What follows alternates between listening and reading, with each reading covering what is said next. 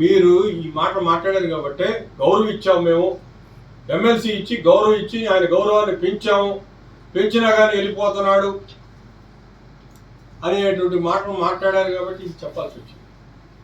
చెప్పను, అయిపోయింది, అది అయిపోయింది, క్లోజ్. నేను అతను అయిపోయింది కదా, వైఎస్ఆర్ కాంగ్రెస్ పార్టీకి రాజీనామా చేశాను, ఇంకా ఆ ప్రస్తావన అనవసరం. జరిగిందే జరిగిపోయింది. ఉన్నాం 15 సంవత్సరాల పాటు దాంట్లోనే ఉన్నాం. మంచి జరిగిందో చెడు జరిగిందో జరిగింది.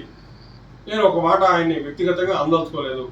పైగా నేను ఆయన కృతజ్ఞతలే చెప్పాను ఆయనకి, ఏది ఎమ్మెల్సీ ఇచ్చినందుకు.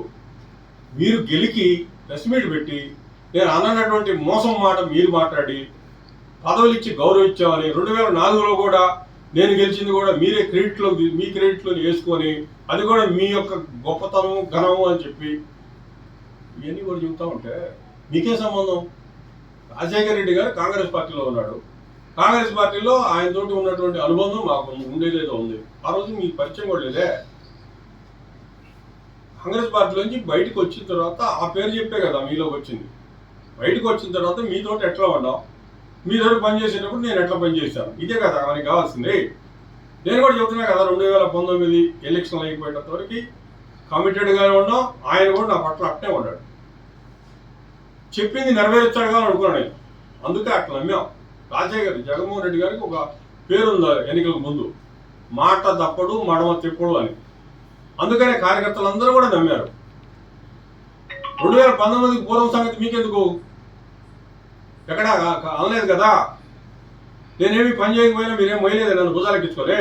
నేను పని చేస్తున్నాను, కమిటెడ్గా ఉన్నాను. నియోజకవర్గాల్లో ఎక్కడా కూడా గ్రూపులు లేవు, తగాదాలు లేవు. నా వల్ల ఒక్కటి కూడా తగాద రాదు. తగాదాల పరిష్కారం తప్ప ఎవరికి సమస్య వచ్చినా నేను వెంటనే అటెండ్ అయ్యేవాడిని. జిల్లాలో ఏ కార్యకర్త చెప్పినా, ఏ ఎమ్మెల్యే చెప్పినా, పదవులు కావాలంటే ఏదో కావాలన్నా కూడా వాళ్ళు చెప్పిందే చేసేవాడిని. కాబట్టి నాతో కాంట్రవర్సీ లేదు. ఎవరికి ఉందని నేను చెప్పాను ఎక్కడన్నా? ఎవరన్నా చెప్పాడా? తెలుసుకొని మాట్లాడాలి కదా. తెలీదు, గతంలో మీరు లేరు, విషయ పరిజ్ఞానం లేదు. విషయ పరిజ్ఞానం ఉన్న చేత మీరు పెట్టించుకోవాలి కదా ప్రెస్ మీట్.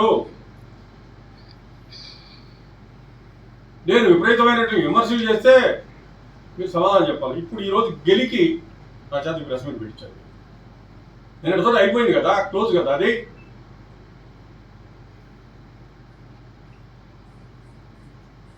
పైగా నీ వెనకమాల కూర్చున్నారు, ఒకళ్ళిద్దరు ఉన్నారు. 2004లో ఇద్దరు ముగ్గురు ఉన్నారు అక్కడ. 2004లో నేను ఎట్లా గెలిచాను, ఏం జరిగింది ఈ నియోజకవర్గంలో, ఎంత గొడవ జరిగింది, రోడ్ల మీద ఎంతసేపు ధర్నా చేశారు, ఎంతసేపు ఉండాలనేది వాళ్ళకు కూడా అవగాహన ఉన్నటువంటి వాళ్ళు ఉంటారు. కనీసం వాళ్ళని అడగాలి కదా.